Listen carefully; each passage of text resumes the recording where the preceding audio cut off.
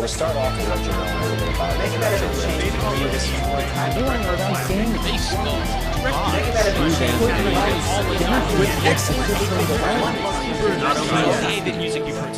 saying? Welcome to RetroWare TV.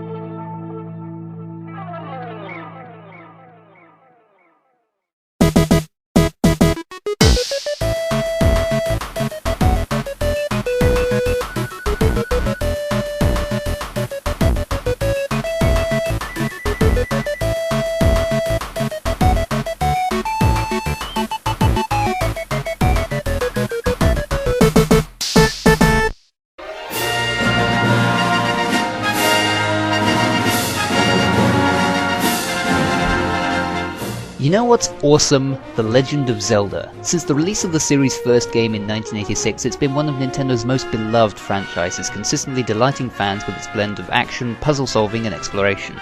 You know what's less awesome?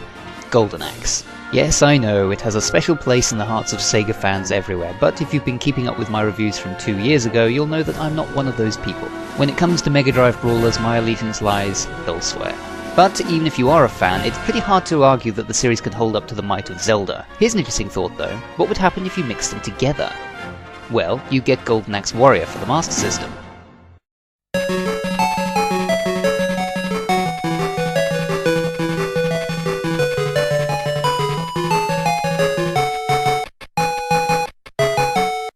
I actually owned this game back in the day, so once again we're on full nostalgia alert, but since my brothers and I bought it expecting a side-scrolling brawler, we didn't really give it the playtime it deserves. As you can see, it's pretty much the same as the original Legend of Zelda, but set in the world of Golden Axe, so anyone who's played Zelda will be instantly familiar with the premise. You play a young adventurer who must rid the land of Firewood from the evil Death Adder by finding 9 crystals in various labyrinths hidden throughout the game. Each labyrinth contains enemies that you don't find in the overworld, an item that you need to either find or use within the next dungeon, as well as a boss that needs killing so you can get their crystal, which gives you an extra heart on your health bar. So yeah, the game isn't exactly very original, but if the fundamentals are sound, then why not?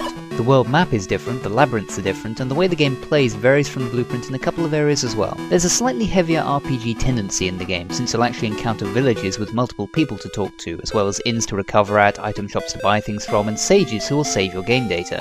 That's a pretty interesting feature in and of itself. You don't always start the game from the same point on the map, and there's usually a sage hiding close to the entrance of each labyrinth. You also don't get the projectile sword attack when you have full health, but on the other hand, your reward for finding the first dungeon is a battle axe with a much larger attack area, which actually kind of makes it similar to the sword in A Link to the Past. It can even cut down certain trees to find secrets, create shortcuts, or just relieve stress.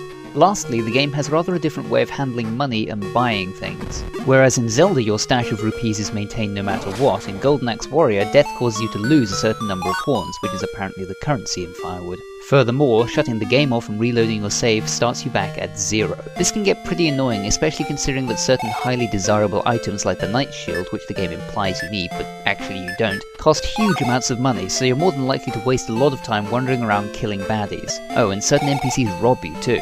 Despite that one rather annoying aspect, I think that the Golden Axe Warrior is actually superior to Zelda in a handful of ways. The graphics are nicer, the game doesn't chug when the screen gets busy, and the environments are much more varied. The main overworld theme is pretty catchy too, but obviously not as iconic as Hyrule's. Fans of Golden Axe will definitely get a kick out of seeing familiar monsters and meeting up with characters like Gilea's Thunderhead et al. From the original game.